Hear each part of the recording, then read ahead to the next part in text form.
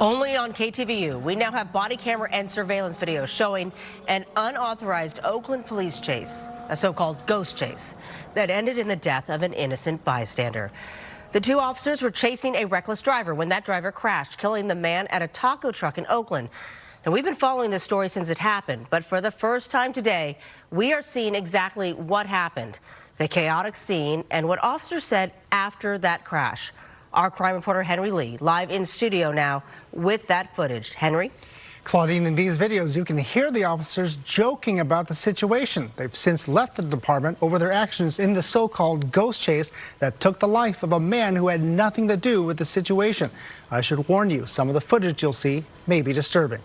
KTVU has obtained a series of videos showing for the first time the unauthorized Oakland police chase that led to the death of an innocent bystander in 2022. This was a complete conspiracy and a cover-up, but it was exposed, and we have the proof now. It began with this driver doing donuts in a Nissan 350Z at 42nd and International in East Oakland.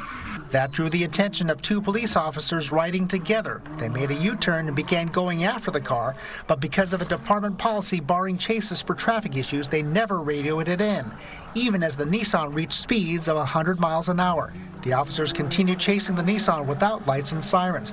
And about a minute after the pursuit began, the driver crashes at 54th and International. The officers react with small talk. Oh, he did, huh? He smacked the that truck. I would not go. I can hopefully hit. These officers were only concerned with cracking jokes and literally said, I hope that person is dead.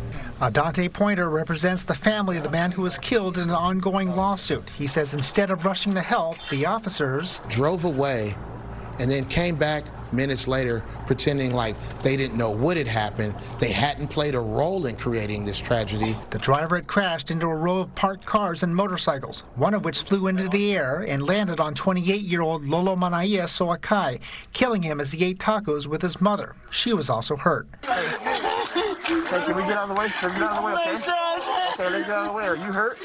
Where you hurt at, okay? Officers Walid Abdelaziz, seen here with the Nissan driver, resigned last year, as did his partner, Officer Jimmy Marin Coronel. The lawsuit says they turned their body cameras off and deleted portions of their video, only to be undone by another officer and witnesses who saw the chase. These officers took every opportunity to try to skirt responsibility. These officers took every opportunity to dishonor their oath and their badge. We've reached out to the city attorney's office and the former officers' attorneys, but have yet to hear back. The driver of the Nissan was charged with felony vehicular manslaughter, and his case is still pending. So a lot's still out there. As you said, the case is still pending. Those officers resigned.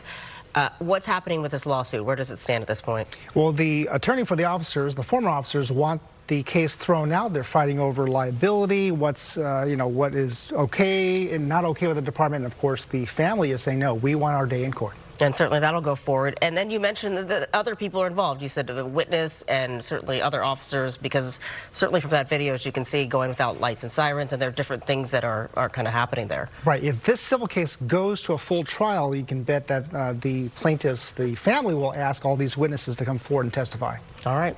Thanks, Henry.